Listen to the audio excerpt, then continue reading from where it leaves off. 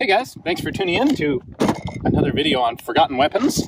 I'm Ian McCollum, and today we are out here at the range with the PGM Hecate II. So we took a look at this yesterday, and I'm really curious to try it out today and see how it actually shoots. So there's a little bit of assembly involved here. In order to fit this thing into a good Pelican case, you have to take the stock off, and you actually can't take the bolt out with the stock on. All right, so I've got the bolt here, which is big enough to be basically a nightstick by itself.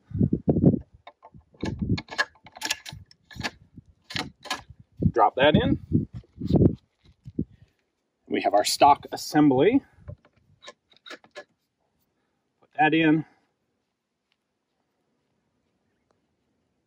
Tension that down. I will be using the rear monopod here today. So, there's our rifle. We have a Steiner 5 to 25 power scope on it, which should be just peachy. Now, I'm not a long-range marksman. I, to be totally frank, don't have the skills to properly ring out the full potential accuracy of a rifle like this. This thing is designed to shoot out to like 1,800 yards or 1,800 meters. Not only do I not have the skills, I really don't have access to the range facility to do that either, especially not right now during the current unpleasantness. What I do have is some space in the desert. So I have set up a target at about 200 meters, and we're going to do some shooting there. Please recognize that is not the full capability of this rifle, but that's what I have access to. What I'm interested in is the mechanics of operating the gun. How bad is the recoil going to be on this thing? How smooth is the bolt operation? That sort of stuff. So I'm hoping I can make a really darn good group at 200. I am using Hornady 750 grain big ol' ammo. We have a couple of 7-round box magazines. So we'll load up some rounds. We'll get this thing set up on the shooting mat and see what I can do with it. All right, so here's the deal. I'm shooting at 200 meters approximately. The optic that this is sitting on, it has mounted, is sitting on a 20-minute of angle rail, which provides an initial downward angle for the optic to account for some of the drop that you get when you're trying to shoot out to like 1,800, because that's a huge amount of drop. So this I thought was like perfectly bore-sighted. It turns out I'm hitting about 3 feet low at 200. And I can't physically adjust it any lower because it's intended to be shot way farther than that. This is like laughably short distance for this thing. So what I have done is I have put 2 targets up on my target stand, one at the very bottom of the sticks and one normal target. I will be aiming at the bullseye on the bottom, which should be putting my hits approximately on the top target. So I'm not trying to get a perfect 0 of the bullseye. What I'm interested in is, what do we get with a 5-round group out of this? So let's get going here. There we go. And aim at the bottom target.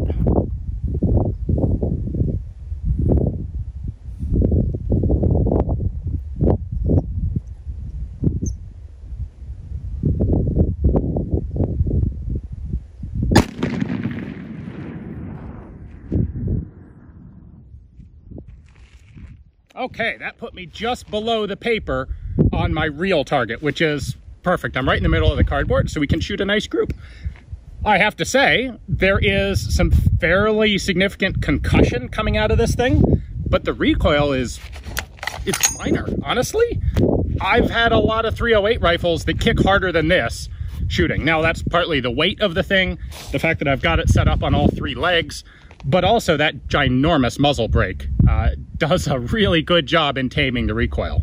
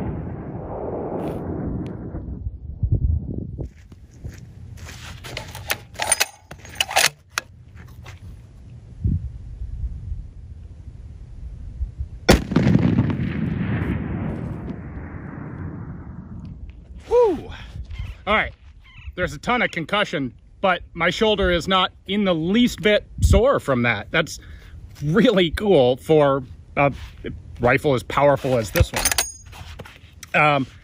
So we did a 5-round group. I think we'll see in a moment why I'm not a sniper, but I do have to say the trigger pull on this is fantastic. It ain't the rifle's fault there, it's all on me. Let's go take a look. See, I have a cheater here. I've got a 25 power scope. I can take a look at my group from right here, but you can't see it yet. All right, so the deal is I'm aiming down at this little guy and I'm hitting up here. And that's because this rifle is mechanically set up to be shot at, say, 800 meters farther than the 200 that I'm using today. Now, my group, frankly, I'm a little disappointed in. I had hoped I could do better. How much of that is me and how much of it is the ammo, I don't know. I'm using kind of standard Hornady commercial. Like, it's not machine gun surplus ball, but it's also not super precise. Typically, if you've got a rifle like this and you want to get the precision that the rifle is capable of, you have to hand load for it and get more precision out of your ammunition, more consistency out of your ammunition than factory manufacturers are typically able to do. So I've got about a 5-inch group right there at 200 yards. That's about a 2.5 minute of angle group, which is okay. I was really hoping for like a little clover leaf, but I'm not up to that. So I'll leave the proper sniping to the proper snipers. All right, obviously I'd like to give a huge thanks to PGM Precision for allowing me to take this thing out and do some shooting and some video with it. In addition, PGM Precision USA and JDI Firearms, who are the actual importers of PGM products into the US. This is a rifle that they will only sell to the military and law enforcement, but they do have a suite of other precision long-range rifles that are all super awesome as well. Hopefully we'll get a chance to take a look at those. And I can hear you guys. I can hear you already typing in the comments, like, why didn't you shoot it at ballistics gel? Why didn't you shoot it at armor plate? Well, we did. In fact, if you head over to InRange TV right now, you can see Carl and I shooting this thing at some hardened steel plate with both ball and armor-piercing ammo. So if you want to see how it does against a target like that, check that video out over on InRange TV. Thanks for watching.